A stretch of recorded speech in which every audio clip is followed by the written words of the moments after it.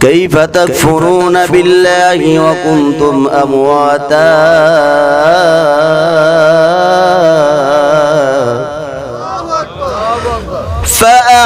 فأحياكم ثم يميتكم ثم يحييكم ثم إليه ترجعون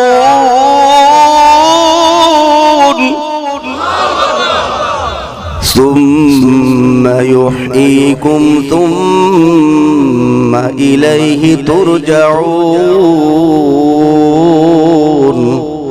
আল্লাহ জানা দিলেন কাইফা তাকফুরুনা বিল্লাহ আল্লাহ জানা দিলেন কিভাবে নাফরমানি করো আমি আল্লাহর সাথে কেমনে তুমি নাফরমানি করো তুমি তো ছিলা মরা তোমার অস্তিত্ব ছিল না তোমার হাত ছিল না পা ছিল না কিছু ছিল না তুমি ছেলে হইবা না মেয়ে হইবা না তোমার মাও জানতো না তুমি কালো হবা না সাদা হইবা না কেউ জানতো না আমি আল্লাহ সুন্দর করে বানায় দেওয়ার পর আমি আল্লাহ তোরে সুন্দর করে জীবনটাও দিলাম ভালো থাকার জন্য বাসস্থানও দিলাম ঠিক কিনা জোরে কর যত জোরজাপটা আসুক না কেন আরাম করে ঘরের মধ্যে ঘুমায় যান এত সুন্দর করে ভালো পরিবেশের বাসস্থান আল্লাহ অন্য কোনো মাখলুককে দেয় নাই ঠিক কিনা জোরে কর এত সুন্দর করে জীবন দেওয়ার পর এত নিয়ামত দেওয়ার পর আপনার অক্সিজেনের দরকার জমিন থেকে আকাশ পর্যন্ত আল্লাহ অক্সিজেন দিয়া পরিপূর্ণ করে দিলেন এত নিয়ামত দেওয়ার পরও আমরা কিভাবে আল্লাহর সাথে নাফরমানি করি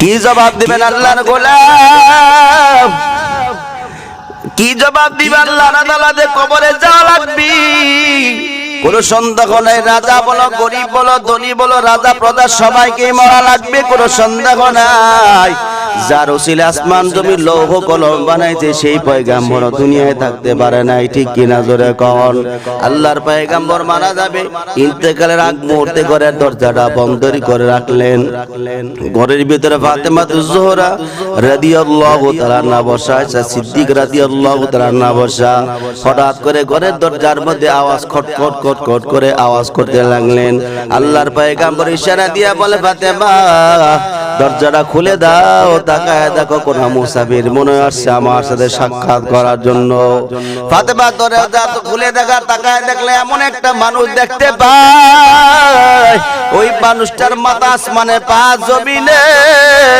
এক হাত পূর্বে আপারাত আর এক হাত পশ্চিমে চক্ষুটা দিগির মতো বড় চক্ষুর ভিতরে শরীরের মধ্যে পশমগুলা তাল গাছের মতো বড় কারণ আগুন দাও দাও করে চলতেছি ফাতেমা ঘরের দরজাটা বন্ধ করে দিয়ে আল্লাহ নবীরে জড়ায় দিয়ে কান্দে আর বলে বাবা আমি দেখলাম এমন একটা মানুষ যেই মানুষের মক্কার মানুষের সাথে কোনো মিল নাই মদিনার কোন মানুষের সাথে কোনো মিল নাই দুনিয়ার মানুষের সাথে কোনো মিল নাই এত বড় মানুষ কখনো দেখিনি আল্লাহর পয়গম্বর বলতে লাগলো ফাতেমা এটা দুনিয়ার কোনো মানুষ না এটা হলো মালাকুল মাউত আজরাইল আল্লাহ পাঠাইছে আমাকে নিয়ে যাওয়ার জন্য জোরে কোন সুবহানাল্লাহ ফাতেমা কান্দার বলে পয়গম্বর আমার বাবা আমি তো আজরাইলকে ঘরের ভিতরে ঢুকতে দিব না কারণ আপনি যদি চলে যান তাহলে আমি কারে বাবা ডাকবো আমার ক্ষুধা লাগলে আপনার চেহারার দিক তাকাই আমার যত দুঃখগুলা লাগে আপনার চেহারার দিক তাকাইলে আমার শরীরের মধ্যে মনের মধ্যে কোনো দুঃখ থাকে না ও বাবা আপনি যদি চলে যান তাহলে আমার অবস্থাটা হবে কি আল্লাহর পয়গম্বর কান্দে আর বলে দুনিয়ার এই মানুষ যত মানুষ আল্লাহ পাঠাইছে সবাইকে মৃত্যুর শান আস্বাদন করা লাগবে ওরে ফাতেমা আমার সম্মানাতে পারমিশন চাই ঘরের দরজাটা খুলে দাও আজরাইলকে পারমিশন দিতে চায় আজরাইলকে ফাতেমা পারমিশন দিতে চায় না এবার আজরাইলকে বলতেছে ফাতেমা বলতেছে আমি তোমাকে পারমিশন দিব না করে ঢোকার জন্য আল্লাহর পয়গম্বর বলে পারমিশন দিয়ে দাও কারণ আজরাইল গোটা বিশ্বের ভ্রমণ করার জন্য যার কাছে যাবে কোনো পারমিশন লাগে না আপনার কাছে আসবে কোনো পারমিশনের দরকার নাই এরে আল্লাহর গোলাম চেয়ারম্যানের কাছে যাবে কোনো পারমিশন লাগবে না ওরে আল্লাহর গোলাম মন্ত্রীর বাড়িতে যাবে আল্লাহর মন্ত্রীর কাছে যাবে মন্ত্রীর থেকে পারমিশন চাইলে লওয়া লাগবে কিনা ধরে কান চেয়ারম্যানের বাড়ি থেকে পারমিশন লাগবে না আপনাদের এলাকার মানুষের মধ্যে পারমিশন লাগবে নি, কাউকে জিজ্ঞাসা করবে না, তোমাকে নেওয়ার জন্য আসছি, তুমি যাইবা না এটাও জিজ্ঞাসা করবে না, খালি বলবে আল্লাহ পাঠাইছে তোমাকে নিয়ে যাওয়ার জন্য, চলো নিয়ে যাব। ঠিক কিনা জোরে কর। এরে আল্লাহর গোলাম, আল্লাহর পয়গম্বর বলে দরজা খুলে দাও, পারমিশন দিয়া দাও। আজরাইল আল্লাহর নবীর সামনে দাঁড়ায়, আসসালাতু ওয়াসসালামু আলাইকা ইয়া হাবিবাল্লাহ, আসসালাতু ওয়াসসালামু আলাইকা ইয়া রাসূলুল্লাহ। পয়গম্বর, আল্লাহ আপনাকে সালাম দিয়েছে, আমিও আপনাকে সালাম দিলাম। আল্লাহ পাঠাইছে আপনাকে নিয়ে যাওয়ার জন্য, আপনি যাওয়ার জন্য রেডি আছেননি, প্রস্তুত আছেননি? আপনি চাইলে, আপনি বললে আপনার রূহ কবজ করার জন্য প্রস্তুতি গ্রহণ করতে পারি। আল্লাহর পয়গম্বর কান্না শুরু করে দেয় আর বলে, আজরাইল তুমি জিবরাইলকে আসতে বলো, আজরাইল জিবরাইলকে আসতে বলো, তোমার সাথে কোনো কথা বলতে চাই না, আমার জিবরাইলকে আসতে বলো, জিবরাইলের সাথে আমার একটু কথা আছে। জিবরাইল আইসা আমার নবীরে সালাম দিয়া বলা, পয়গম্বর আপনি আল্লাহ পাঠাইছে আপনাকে নিয়ে যাওয়ার জন্য, আবার টেনশন কিসের? মরার পরেই তো আল্লাহর সাথে আপনার মিলন হয়ে যাবে। ও পয়গম্বর, আল্লাহর সাথে আপনার মিলন হয়ে যাবে, দেখা সাক্ষাৎ হয়ে যাবে, টেনশনের কারণ নাই। কি জন্য কান্দেন? আল্লাহর পয়গম্বর চোখের পানি ফালায় কান্দে আর বলে, জিবরাইল আমি এই জন্য কান্দি না, আমি কি জন্য কান্দি তুমি তো কোনো খবর জানো না। জিবরাইলকে আল্লাহর নবী বললেন, কি জন্য কান্দি? জিবরাইল বলে, পয়গম্বর কি জন্য কান্দেন? ফাতেমার জন্য কান্দেন, কান্নার দরকার নাই, সাইয়্যিদাতুন নিসাই আহলিল জান্নাহ, আল্লাহ আপনার মেয়েকে জান্নাতের সর্দারনি বানাইছে, ফাতেমার জন্য কোনো টেনশন নাই। হাসান হোসেনের জন্য কানবেন না, দরকার নাই, হাসান হোসেনকে সাইয়্যিদে আশরাফে বিল জান্নাহ, জান্নাতের যুবকের সর্দার আল্লাহ বানাইছে। জোরে কোন সুবহানাল্লাহ। আপনি কি জন্য কান্দেন? আপনার মনের ভিতরে কি দুঃখ? আল্লাহর পয়গম্বর কান্দে, জিবরাইল আমি এই জন্য কান্দি না, আমি কান্দি আমার গুনাহগার উম্মতের জন্য কান্দি। ওরে আমার যুবক ভাই, বৃদ্ধ বাবারা, পর্দালে মা বোনেরা, দুনিয়ার জমিনের নেতার জন্য পাগল, নেতার আদর্শ বাস্তবায়ন করতে গিয়ে আরেক নেতার উপর আরেক মানুষের মাথার মধ্যে আঘাত করো, বাড়ি ঘরের মধ্যে হামলা চালাও, কিন্তু কবরে যাওয়ার পর, ওই কবরের মধ্যে যাওয়ার পর একজন নেতার পরিচয় ছাড়া কবরে শান্তি নাই। ওই কবরে যাওয়ার পর একটা নেতার পরিচয় দেওয়া লাগবে, বিসমিল্লাহি ওয়া আলা মিল্লাতি রাসূলিল্লাহ। এই পরিচয়টা না দিলে কবরে শান্তিতে থাকতে পারবি না। তাহলে দুনিয়ার জমিনে থাকা অবস্থায় কেন আরেক নেতার আদর্শে আদর্শবান হতে চাও? তুমি তো দুনিয়ায় থাকা অবস্থায় আমার নবীর আদর্শ নিয়ে কবরে যাওয়ার দরকার, ঠিক কিনা জোরে কোন? কিন্তু দুনিয়ার জমিনে অমুক নেতার আদর্শে আদর্শিত হইয়া আরেক নেতার লোকের মাথার উপর আঘাত করলা, বাড়ি ঘর হামলা চালাইলা, কিন্তু কবরে যাওয়ার পর আল্লাহর নবীর আদর্শের উপরে তুমি কবর রাখতে তোমাকে বলা হইল। তুমি তো একটা মুনাফিক, তুমি তো মুসলমান না। কারণ দুনিয়াতে চলছে একভাবে, কিন্তু কবরে যাওয়ার পর পরিচয় হইছে আরেকভাবে, ঠিক কিনা জোরে কর। কষ্ট হইতেছে আপনাদের? আল্লাহর গোলাম, এই জন্য বলবো, দুনিয়ার জমিন থেকে যাওয়ার আগে আমার নবীর আদর্শ, নবীরে খুশি করে কবরে যাও। কারণ কবরে আমার নবীর আদর্শ ছাড়া কবরে শান্তির ফয়সালা হবে না, ঠিক কিনা জোরে কর। ওরে আল্লাহর গোলাম, আমার নবী আপনার জন্য কত কান্দাই কানছে, কত রাত, কত দিন সিজদায় পড়ে কানছে, হিসাব নাই, হিসাব নাই। আল্লাহ নবীর একদিন মদিনার মধ্যে 3 দিন যাবত কোনো খবর নাই। মদিনার মধ্যে খবর হয়ে গেছে মুহাম্মদকে হত্যা করা হয়েছে। সাহাবীরা কান্না শুরু করে দিল, ফাতেমাও কান্দি, হাসান হোসেন মারির সাথে গড়াগড়ি করে কান্না শুরু করে দিছি। নানার জন্য এত পাগল, নানার জন্য এত বেকার হইয়া বাতে হাসান হোসেন গড়াগড়ি করে কান্দে। ওমর পাগল হয়ে গেছে, আলী পাগল, হযরতে আবু বকর পাগল। ওমর তরবারি বের করে ঘোষণা দিল, আজকে মাগরিবের আগে যদি সূর্য উঠতে না পায়, সূর্য ডুবার আগে যদি আমার নবীর সন্ধান না পায়, তাহলে মদিনার একটা কাফের মুনাফিক ওমরের তরবারি থেকে বাঁচতে পারবা না। সবাই ভয় পেয়ে যায়, আল্লাহর নবী তালাশে বের হয়ে যায়। হযরত আবু বকর আলীকে নিয়ে রওনা করছে আমার নবীর তালাশে গিয়ে ঘুরতে ঘুরতে এক ময়দানের কিনারে গিয়ে দেখতে পাইল অনেকগুলা রাখাল, অনেকগুলা উট দুম্বা নিয়ে দাঁড়ায় আছে। উট দুম্বাগুলা ঘাসের মধ্যে মুখ লাগায় আসমানের দিক তাকায়, চোখের পানিগুলা জর্জর করে ফেলে ফেলে কাঁদতেছি। আবু বকর জিজ্ঞাসা করলেন, রে রাখালরা, তোমরা আমার নবীরে দেখছো নি? রাখালরা জবাব দেয়, রে তুমি কে? রাখালের প্রশ্নের জবাবে আলী বলে, আমার নাম আলী, আর আমার সহকর্মী আমার সঙ্গী হলো হযরত আবু বকর। রাখাল্লা কান্দিয়ে বলে, আমরা তোমাদের নবীরে চিনি না, তোমাদের নবীকে কখনো দেখি নাই, তবে আবু বকর একটা লোকের সন্ধান দিতে পারি। ওই পাহাড়ের গর্তের মধ্যে গিয়ে দেখবে একটা লোক জমিনের মধ্যে উপর হইয়া পড়ে আছে, যার কান্নার আওয়াজে আমাদের ওর দুম্বাগুলা আজকে 3 দিন হয়ে গেছে জমিনের ঘাসের মধ্যে মুখ লাগায় না।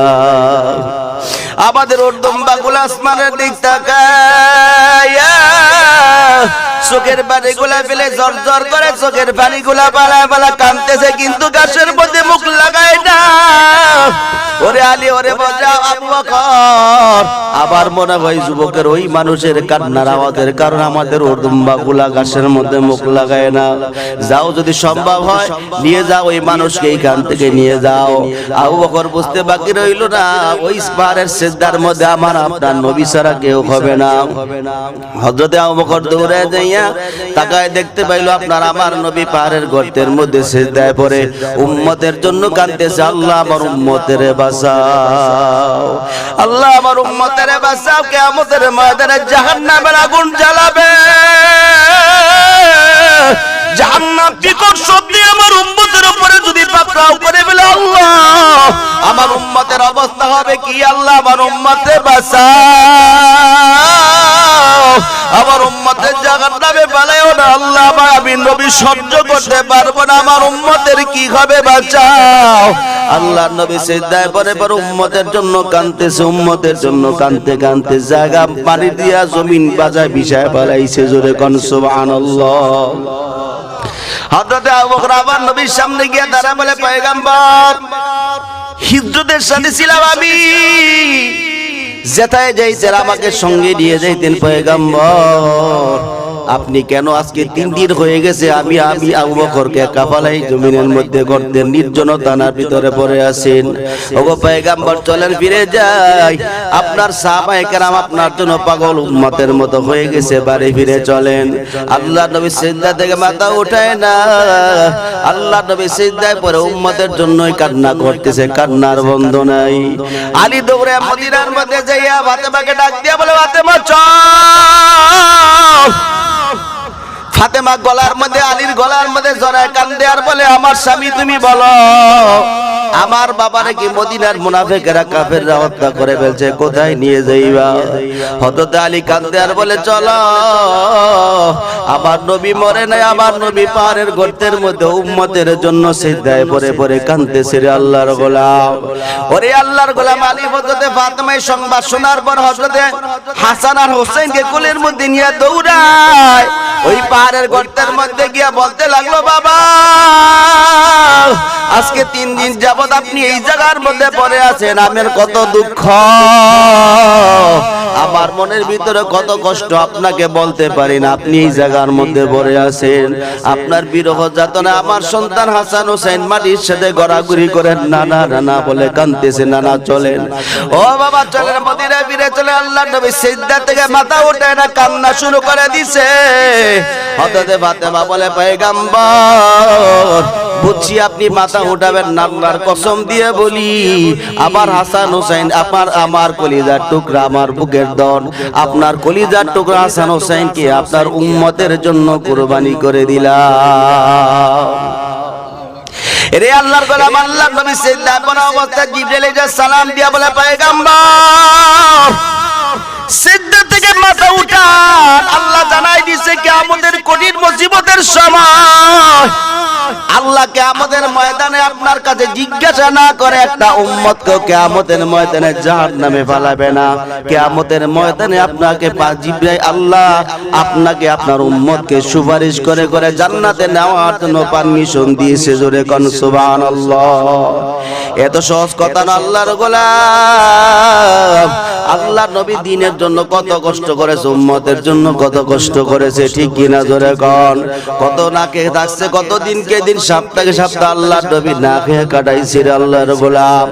ও নবীর উম্মতের দল, আমার যুবক ভাইরা, বৃদ্ধ বাবারা, কবরে যাওয়া লাগবে কোন শুদ্ধ গোটাই।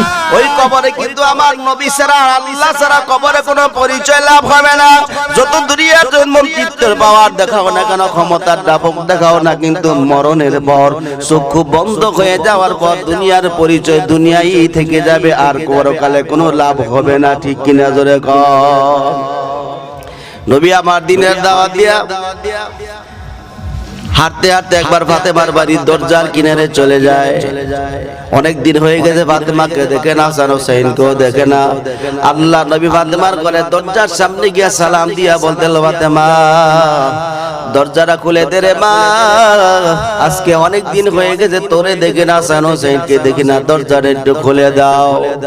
ও আমার যুবক ভাইরা, বৃদ্ধ বাবারা, পর্দালেরা, মা বোনরা, আপনারা মনে করেন আপনি এত কষ্ট করেন, আপনার ঘরের ভিতরে অভাব অনটন বেশি, আপনার সংসারের মধ্যে দুঃখ দুর্দশা বেশি। না না, আমার নবীর জীবন থেকে কষ্ট আপনার বেশি না, ঠিক কিনা জোরে কর। আমার নবীর মাও ছিল না, বাবাও ছিল সময় গেছে। আমার নবী মদিনা মক্কা নগরীতে শহরের মধ্যে বাবার জন্য কাঁদতো আর বলতো, বাবা, বাবার আদর কেমন থাকে, বাবার আদর কেমন, বাবার কেমন থাকে। আমার নবী বাবার জন্য বেকার হইয়া কাঁদতো, আমার নবী মায়ের জন্য কাঁদতো। এতিম নবীর ব্যাপারে আল্লাহ জানাই দিলেন, ফাআম্মাল ইয়াতীমা ফালা তাকহার। ওগো পয়গম্বর, আমি আল্লাহ আপনাকে এতিম অবস্থায় পাইছি। জোরে কোন সুবহানাল্লাহ। ওই এতিম নবী যার প্রতি খুশি, আল্লাহ তার প্রতি খুশি। এতিম নবী যার প্রতি নারাজ, ওই ব্যক্তির প্রতি আল্লাহ নারাজ হয়ে যায়, ঠিক কিনা জোরে কর। এরে আল্লাহর গোলাম নবী আমার দিনের দাওয়াত দিয়ে ফাতেমার ঘরে দরজার সামনে হাজির হইয়া বলতে, মা দরজাটা খুলে দাও, একটা নজর তুলে দেখবা, হাসান হোসেনকে দেখে চলে যাব, ঘরের দরজাটা খুলে দাও। কিন্তু ঘরের ভিতরতে কোনো আওয়াজ নাই। আল্লাহর নবী বারবার আওয়াজ করতেছে, কোনো জবাব নাই। আল্লাহর নবী কান্না শুরু করে দিয়া বলে, ফাতেমা কি অন্যায় করছি রে মা, কেন দরজাটা খুলো না, একটা নজর, একটা মুহূর্তের জন্য দরজাটা খুলে দাও। ঘরের ভিতরতে কোনো আওয়াজ নাই। আল্লাহর নবী আবার কান্না শুরু করে দিয়া বলতে, কি অন্যায় করছি রে মা, কেন দরজাটা খোলো না। হঠাৎ করে ঘরের ভিতর থেকে জবাব দেয়, বাবা আপনি তো রাহমাতুল লিল আলামিন, উম্মতের কান্ডারি, আপনার তো কোনো অন্যায় থাকতে পারে না, আপনার তো কোনো ভুল থাকতে পারে না পয়গম্বর। আমি যে আপনার সাথে দেখা করব, আমার শরীরের মধ্যে পর্যাপ্ত পরিমাণ কাপড় নাই। ওরে আল্লাহর গোলাম, ঘরের ভিতর আল্লাহর নবীর শরীরের মধ্যে একটা বাড়তি চাদর ছিল, চাদরটা ঘরের ফাঁকা দিয়ে দিয়ে বললেন, নাও। ওরে আমার কলিজার টুকরা সন্তান, শরীরের মধ্যে কাপড়টা একটা মুহূর্তের জন্য জড়ায় দাও, আমি তোমাকে একটা নজর দেখব। আমার কলিজার টুকরা হাসান হোসেনকে দেখে আমি চলে যাবো, আর কষ্ট তোদেরকে দেব না। পরে দরজা খোলার পর আল্লাহর নবী ফাতেমার চেহারার দিক তাকায়া চোখের পানিগুলা ফেলে দিয়ে জোর করে চোখের পানি ফেলায় কান্না শুরু করে দিলেন। আল্লাহর নবীর কান্না দেখে ফাতেমা কাঁদতে বলে, বাবা কি জন্য কান্দ, দরজাটা খুলে দিলাম, কেন কান্দ? আল্লাহর নবী বলে, ফাতেমা কি জন্য কান্দি, কয়দিন যাবত খাবার খাস না রে মা, আজকে কয়দিন যাবত খাবার খাস না, তোর চক্ষু দুইটা গর্তের ভিতরে ঢুকে গেছে, তোর চোখটা শুকায় গেছে, কেন রে মা, কেন, কি অবস্থা তোমার, কেন কাঁদতে না, তোমার চক্ষু দুইটা গর্তের ভিতরে ঢুকে গেছে মা। ফাতেমা কান্দার বলে, বাবা আমি যদি না খেয়ে মারা যাই, আমার কোনো দুঃখ নাই, কষ্ট নাই। ও বাবা, আমার কলিজার টুকরা হাসান হোসেন আজকে 3 দিন যাবত খাবার খায় না। ও বাবা তুমি বলো, কোন সন্তান যদি খাবার না পাই আমার পায়ের মধ্যে জড়ায় দিলা খাবারের জন্য কান্দা, আর মা যদি খাবার না দিতে পারে এতে দুঃখ আর কষ্ট কি হতে পারে গো বাবা। ও বাবা আজকে সকালবেলা আমার কলিজার টুকরা হাসান হোসেন আমি মার পায়ের মধ্যে জড়ায় ধরে খাবারের জন্য কান্না শুরু করে দিছে, আর বলতেছে মা ক্ষুধার যন্ত্রণা সহ্য করতে পারি না, ও মা খাবার দাও, ও মার একটু খাবার দাও, 3 দিন যাবত খাবার খাই না রে মা, একটু খাবার দাও, আর সহ্য করে থাকতে পারি না। এই কথা বলে আমার সন্তান পায়ের মধ্যে জড়ায় দিয়ে কাঁদছে। ও বাবা তুমি বলো, কোন মা যদি সন্তান খাবারের জন্য কান্দে আর খাবার না দিতে পারে মার দুঃখের কষ্টর কি আর শেষ আছে নি গো বাবা তুমি বলো। ও বাবা তাকায় দেখো চুলার মধ্যে খালি পাতিলের মধ্যে পানি ভর্তি করে গরম করতেছি, আর বলতেছি তোরা ঘুমায়া যা, যদি খাবার হয়ে যায় আমি মা তোদেরকে জাগাইয়া দিব। ও বাবা আমার কলিজার টুকরা হাসান হোসেন খাবারের আশায় কাঁদতে কাঁদতে ঘুমিয়ে যায়। এখন যদি ঘুম থেকে জাগে তাদেরকে খাবার কোত্থেকে দেওয়া। আল্লাহর নবীও কান্দে, হাসান ও ফাতেমাও কান্না শুরু করে দিয়েছে। কান্নার আওয়াজে হাসান হোসেনের ঘুম ভাঙিয়া যায়। হাসান হোসেন ঘুম থেকে জেগে আল্লাহর নবীর ডানে বামে 2 জন দাঁড়ায়া যায়। 2 নাতি না আল্লাহর নবীর গলার মধ্যে জড়ায় ধরে কান্দে আর বলে না না আজকে তুমি আসছো ভালো হইছে, মার বিচার না করে তুমি যাইও না গো নানা। ও নানা আজকে মার বিচার তুমি করো। আল্লাহর নবী বলতে কি অন্যায় করছে তোদের বাবা, তোর মার বিচার অবশ্যই করব, কি অন্যায় করছে আমার কাছে বল, আমি তোদের বিচার করে যাব। হাসান হোসেন এই কথা শোনার পর নিজের পেট থেকে জামাটা সরাইয়া আল্লাহর নবীর সামনে গাদির আগে বলতে না না তাকায়া দেখো,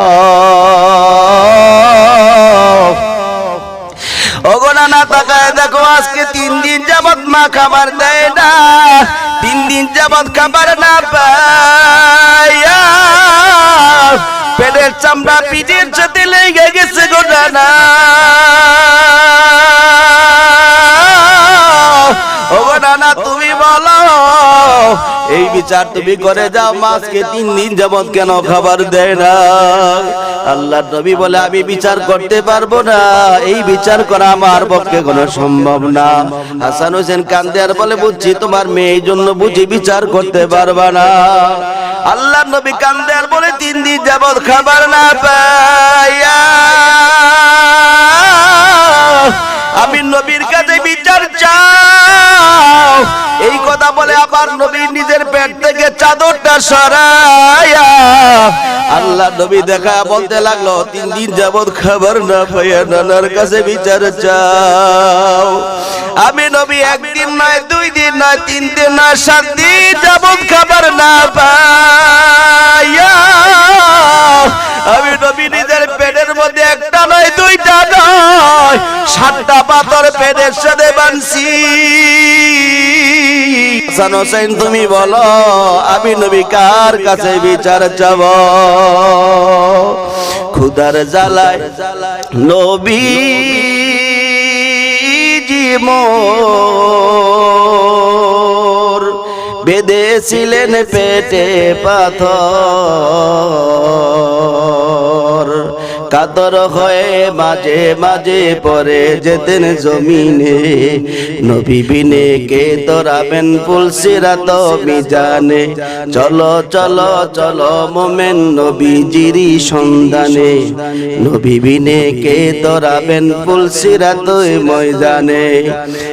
এমন এতিম নবী আমার, পিতা মাতা নাই রে তাহার, তারপরেও কত মারা মারলো কাফের দুশ্মনে, নবী বিনে কে তোরাবেন পুলসিরাত মিজানে। চলো চলো চলো মোমেন নবীজিরি সন্ধানে, নবী বিনে কে তোরাবেন পুলসিরাত মিজানে।